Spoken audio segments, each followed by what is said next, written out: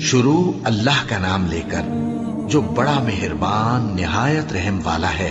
سب تعریف اللہ ہی کو ہے جس نے اپنے محبوب بندے محمد صلی اللہ علیہ وآلہ وسلم پر یہ کتاب نازل کی اور اس میں کسی طرح کی گجی اور پیچیدگی نہ رکھی، بلکہ سیدھی اور سلیس اتاری تاکہ لوگوں کو عذاب سخت سے جو اس کی طرف سے آنے والا ہے ڈرائے، اور مومنوں کو جو نیک عمل کرتے ہیں خوشخبری سنائے کہ ان کے لیے ان کے کاموں کا نیک بدلہ یعنی بہشت ہے جس میں وہ ہمیشہ رہیں گے، اور ان لوگوں کو بھی ڈرائے جو کہتے ہیں کہ اللہ نے کسی کو بیٹا بنا لیا ہے۔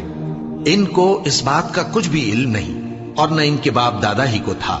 یہ بڑی سخت بات ہے جو ان کے منہ سے نکلتی ہے، اور کچھ شک نہیں کہ یہ جو کچھ کہتے ہیں محض جھوٹ ہے۔ اے پیغمبر، اگر یہ اس کلام پر ایمان نہ لائیں تو شاید تم ان کے پیچھے رنج کر کر کے اپنے تئیں ہلاک کر دو گے۔ جو چیز زمین پر ہے ہم نے اس کو زمین کے لیے زینت بنایا ہے تاکہ لوگوں کی آزمائش کریں کہ ان میں کون اچھے عمل کرنے والا ہے، اور جو چیز زمین پر ہے ہم اس کو نابود کر کے بنجر میدان کر دیں گے۔ کیا تم خیال کرتے ہو کہ غار اور لوح والے ہماری نشانیوں میں سے عجیب تھے؟ جب وہ نوجوان غار میں جا رہے تو کہنے لگے کہ اے ہمارے پروردگار، ہم پر اپنے ہاں سے رحمت نازل فرما اور ہمارے کام میں درستی کے سامان مہیا کر۔ تو ہم نے غار میں کئی سال تک ان کے کانوں پر نیند کا پردہ ڈالے رکھا، یعنی ان کو سلائے رکھا۔ پھر ان کو جگہ اٹھایا تاکہ معلوم کریں کہ جتنی مدت وہ غار میں رہے دونوں جماعتوں میں سے اس کی مقدار کس کو خوب یاد ہے۔ ہم ان کے حالات تم سے صحیح صحیح بیان کرتے ہیں۔ وہ کئی نوجوان تھے جو اپنے پروردگار پر ایمان لائے تھے، اور ہم نے ان کو اور زیادہ ہدایت دی تھی، اور ان کے دلوں کو مربوط یعنی مضبوط کر دیا۔ جب وہ اٹھ کھڑے ہوئے تو کہنے لگے کہ ہمارا پروردگار آسمانوں اور زمین کا مالک ہے، ہم اس کے سوا کسی کو معبود سمجھ کر نہ پکاریں گے۔ اگر ایسا کیا تو اس وقت ہم نے بے عقلی کی بات کی۔ ان ہماری قوم کے لوگوں نے اس کے سوا اور معبود بنا رکھے ہیں، بھلا یہ ان کے معبود ہونے پر کوئی کھلی دلیل کیوں نہیں لاتے؟ تو اس سے زیادہ کون ظالم ہے جو اللہ پر جھوٹ باندھے؟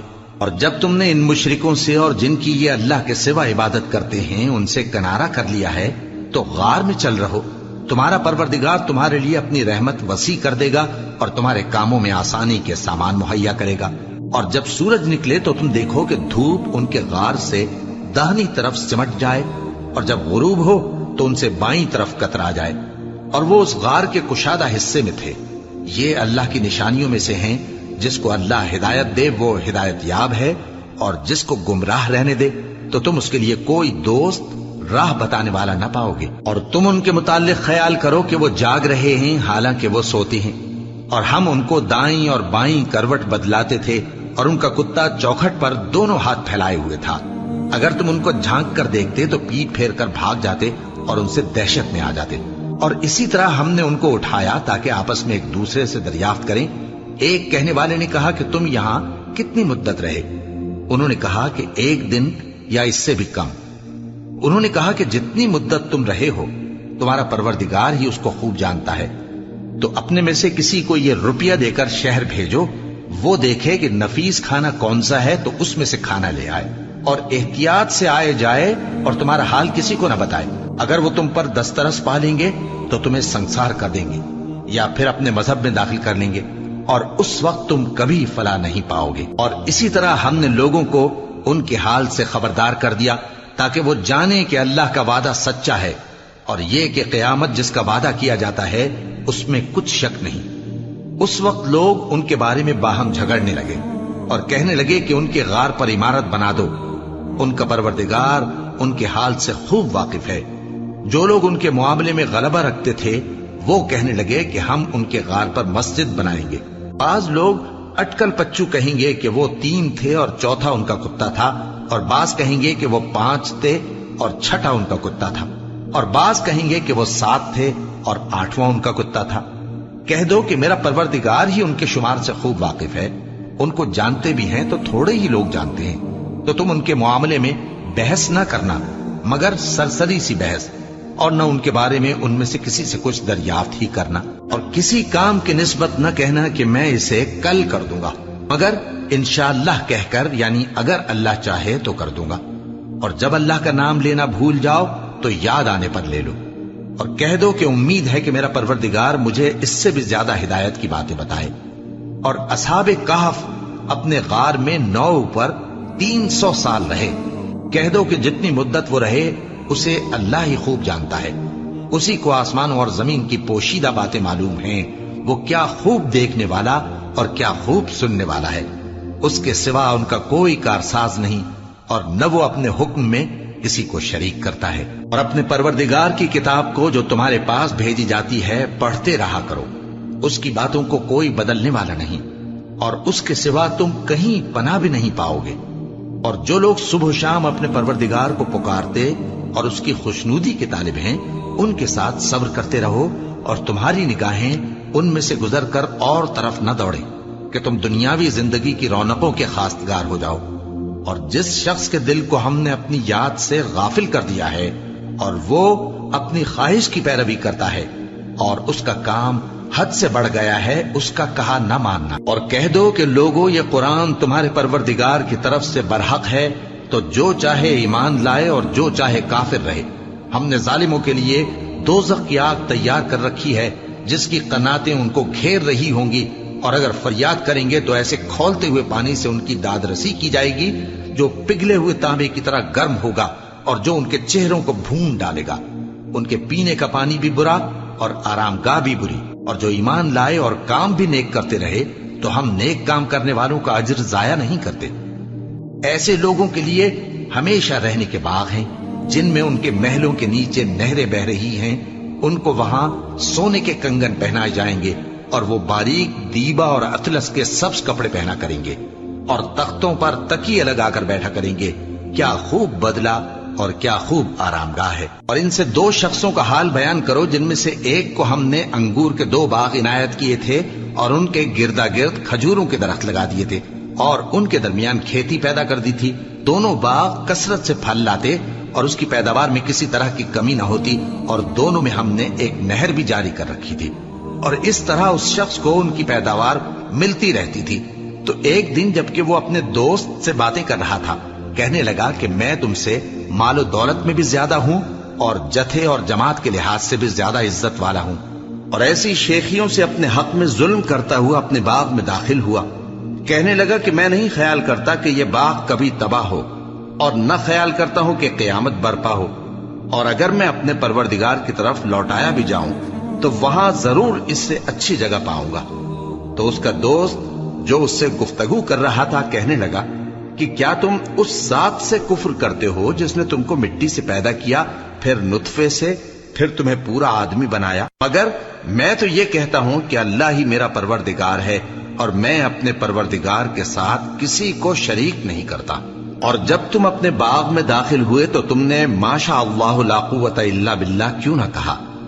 اگر تم مجھے مال و اولاد میں اپنے سے کمتر دیکھتے ہو تو عجب نہیں کہ میرا پروردگار مجھے تمہارے باغ سے بہتر عطا فرمائے، اور تمہارے اس باغ پر آسمان سے آفت بھیج دے تو وہ صاف میدان ہو جائے، یا اس باغ کی نہر کا پانی گہرائی میں اتر جائے تو پھر تم اسے تلاش نہ کر سکو، اور اس کے میووں کو عذاب نے آ گھیرا اور وہ اپنی چھتریوں پر گر کر رہ گیا، تو جو مال اس نے اس پر خرچ کیا تھا اس پر حسرت سے ہاتھ ملنے لگا اور کہنے لگا کہ کاش میں اپنے پروردگار کے ساتھ کسی کو شریک نہ بناتا۔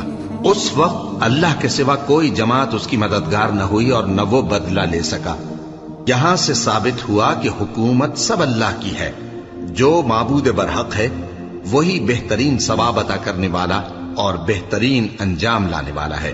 اور ان سے دنیا کی زندگی کی مثال بھی بیان کر دو کہ وہ ایسی ہے جیسے پانی جسے ہم نے آسمان سے برسایا تو اس کے ساتھ زمین کی پیداوار مل کر نکلی، پھر وہ چورا چورا ہو گئی کہ ہوائیں اسے اڑاتی پھرتی ہیں، اور اللہ تو ہر چیز پر قدرت رکھتا ہے۔ مال اور بیٹے تو دنیا کی زندگی کی رونق و زینت ہیں، اور نیکیاں جو باقی رہنے والی ہیں وہ ثواب کے لحاظ سے تمہارے پروردگار کے ہاں بہت اچھی اور امید کے لحاظ سے بہت بہتر ہیں۔ اور جس دن ہم پہاڑوں کو چلائیں گے اور تم زمین کو صاف میدان دیکھو گے، اور ان لوگوں کو ہم جمع کر لیں گے تو ان میں سے کسی کو بھی نہیں چھوڑیں گے، اور سب تمہارے پروردگار کے سامنے صف باندھ کر لائے جائیں گے، تو ہم ان سے کہیں گے کہ جس طرح ہم نے تم کو پہلی بار پیدا کیا تھا उसी तरह आज तुम हमारे सामने आए, लेकिन तुमने तो ये ख्याल कर रखा था कि हमने तुम्हारे लिए क़यामत का कोई वक्त मुकर्रर ही नहीं किया और आमाल की किताब खोल कर रखी जाएगी, तो तुम गुनाहगारों को देखोगे कि जो कुछ उसमें लिखा होगा उससे डर रहे होंगे और कहेंगे, हाय शामत, ये कैसी किताब है कि न छोटी बात को छोड़ती है न बड़ी को, कोई बात भी नहीं मगर उसे लिख रखा है, और जो जो अमल किए होंगे सबको हाजिर पाएंगे, और तुम्हारा परवरदिगार किसी पर जुल्म नहीं करेगा। और जब हमने फरिश्तों को हुक्म दिया कि आदम को सजदा करो तो सबने सजदा किया मगर इब्लीस ने न किया। वो जिन्नात में से था तो अपने परवरदिगार के हुक्म से बाहर हो गया। क्या तुम उसको और उसकी औलाद को मेरे सिवा दोस्त बनाते हो, हालांकि वो तुम्हारे दुश्मन हैं, और शैतान की दोस्ती जालिमों के लिए अल्लाह की दोस्ती का बुरा बदल है। मैंने उनको न तो आसमानों और जमीन के पैदा करने के वक्त बुलाया था और न खुद उनके पैदा करने के वक्त, और मैं ऐसा न था कि गुमराह करने वालों को मददगार बनाता। और जिस दिन अल्लाह फरमाएगा कि अब मेरे शरीकों को जिनकी निस्बत तुम माबूद होने का गुमान रखते थे बुलाओ, तो वो उनको बुलाएंगे मगर वो उनको कुछ जवाब न देंगे, और हम उनके दरमियान हलाकत की एक जगह बना देंगे, और गुनाहगार लोग दोज़ख को देखेंगे तो यकीन कर लेंगे कि वो उसमें पड़ने वाले हैं और उससे बचने का कोई रास्ता न पाएंगे। और हमने इस कुरान में लोगों के समझाने के लिए तरह तरह की मिसालें बयान फरमाई हैं, लेकिन इंसान सब चीजों से बढ़कर झगड़ालू है।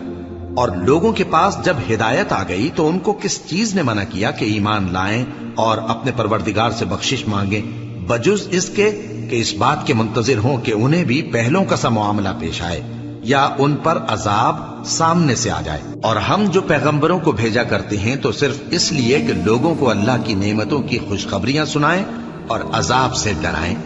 और जो काफिर हैं वो बातिल की मदद से झगड़ा करते हैं ताकि उससे हक को फिसला दें, और उन्होंने हमारी आयतों को और जिस चीज से उनको डराया जाता है उसे हंसी बना लिया है। और उससे बढ़कर जालिम कौन, जिसको उसके परवरदिगार की आयत के जरिए समझाया गया तो उसने उनसे मुंह फेर लिया, और जो अमाल वो आगे कर चुका उसको भूल गया।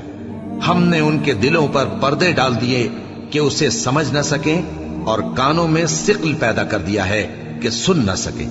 और अगर तुम उनको रस्ते की तरफ बुलाओ तो कभी रस्ते पर ना आएंगे, और तुम्हारा परवरदिगार बख्शने वाला साहिब रहमत है।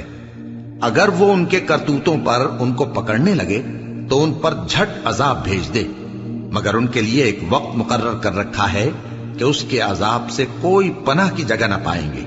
और ये बस्तियां जो वीरान पड़ी हैं, जब इन्होंने कुफ्र करके जुल्म किया तो हमने इनको तबाह कर दिया और इनकी तबाही के लिए एक वक्त मुकर्रर कर दिया था। और जब मूसा ने अपने शागिर्द से कहा कि जब तक मैं दो दरियाओं के मिलने की जगह न पहुंच जाऊं, टलने का नहीं, खास सदियों चलता रहूं। फिर जब वो दोनों उन दरियाओं के संगम पर पहुंचे तो अपनी मछली भूल गए। फिर उस मछली ने दरिया में सुरंग की तरह अपना रास्ता बना लिया। जब आगे चले तो मूसा ने अपने शागिर्द से कहा कि हमारा खाना लाओ, इस सफर से हमको बहुत थकान हो गई है। उसने कहा कि भला आपने देखा कि जब हमने उस चट्टान के पास आराम किया था तो मैं मछली वहीं भूल गया, और मुझे आपसे उसका जिक्र करना शैतान ने भुला दिया, और उस मछली ने अजीब तरह से दरिया में अपना रास्ता बनाया। मूसा ने कहा, यही तो वो मकाम है जिसे हम तलाश करते थे। तो वो अपने पांव के निशान देखते देखते लौट गए। वहां उन्होंने हमारे बंदों में से एक बंदा देखा जिसको हमने अपने हाथ से रहमत खास से नवाजा था और अपने पास से एक खास इल्म बख्शा था। मूसा ने उनसे, जिनका नाम खिज्र था, कहा कि जो इल्म अल्लाह की तरफ से आपको सिखाया गया है, अगर आप उसमें से मुझे कुछ भलाई की बातें सिखाएं तो मैं आपके साथ रहूं। खिज्र ने कहा कि तुम मेरे साथ रहकर सब्र नहीं कर सकोगे, और जिस बात की तुम्हें खबर ही नहीं उस पर सब्र कर भी कैसे सकते हो। मूसा ने कहा, अल्लाह ने चाहा तो आप मुझे साबिर पाइएगा और मैं आपके इरशाद के खिलाफ नहीं करूंगा। खिज्र ने कहा, अगर तुम मेरे साथ रहना चाहो तो शर्त यह है मुझसे कोई बात ना पूछना जब तक मैं खुद उसका जिक्र तुमसे न करूं। तो दोनों चल पड़े, यहां तक कि जब कश्ती में सवार हुए तो खिज्र ने कश्ती को फाड़ डाला। मूसा ने कहा, क्या आपने इसको इसलिए फाड़ा है कि सवारों को गर्क कर दी? ये तो आपने बड़ी अजीब बात की। खिज्र ने कहा, क्या मैंने नहीं कहा था कि तुम मेरे साथ सब्र न कर सकोगे? मूसा ने कहा, کہ جو بھول مجھ سے ہوئی اس پر مواخذہ نہ کیجیے اور میرے معاملے میں مجھ پر مشکل نہ ڈالیے۔ پھر دونوں چلے، یہاں تک کہ رستے میں ایک لڑکا ملا تو خضر نے اسے مار ڈالا۔ موسیٰ نے کہا کہ آپ نے ایک بے گناہ شخص کو ناحق بغیر قصاص کے مار ڈالا، یہ تو آپ نے بری بات کی۔ خضر نے کہا کیا میں نے نہیں کہا تھا کہ تم سے میرے ساتھ صبر نہیں ہو سکے گا؟ انہوں نے کہا کہ اگر میں اس کے بعد پھر کوئی بات پوچھوں یعنی اعتراض کروں تو مجھے اپنے ساتھ نہ رکھیے گا کہ آپ میری طرف سے عذر کے قبول کرنے میں حد کو پہنچ گئے ہیں۔ پھر دونوں چلے، یہاں تک کہ گاؤں والوں کے پاس پہنچے اور ان سے کھانا طلب کیا۔ انہوں نے ان کی ضیافت کرنے سے انکار کیا۔ پھر انہوں نے وہاں ایک دیوار دیکھی جو گرا چاہتی تھی تو خضر نے اس کو سیدھا کر دیا۔ موسیٰ نے کہا کہ اگر آپ چاہتے تو ان سے اس کا معاوضہ لے لیتے تاکہ کھانے کا کام چلتا۔ خضر نے کہا کہ اب مجھ میں اور تم میں علیحدگی، مگر جن باتوں پر تم صبر نہ کر سکے میں ان کا تمہیں بھید بتائے دیتا ہوں کہ وہ جو کشتی تھی غریب لوگوں کی تھی جو دریا میں محنت کر کے یعنی کشتیاں چلا کر گزارا کرتے تھے، اور ان کے سامنے کی طرف ایک بادشاہ تھا جو ہر اچھی کشتی کو زبردستی چھین لیتا تھا، تو میں نے چاہا کہ اسے عیبدار کر دوں تاکہ وہ اسے غصب نہ کر سکے۔ اور وہ جو لڑکا تھا اس کے ماں باپ دونوں مومن تھے، ہمیں اندیشہ ہوا کہ وہ بڑا ہو کر بد کردار ہوگا تو کہیں ان کو سرکشی اور کفر میں نہ پھنسا دے، تو ہم نے چاہا کہ ان کا پروردگار اس کی جگہ ان کو اور بچہ عطا فرمائے جو اخلاقی پاکیزگی میں بہتر اور محبت میں زیادہ قریب ہو۔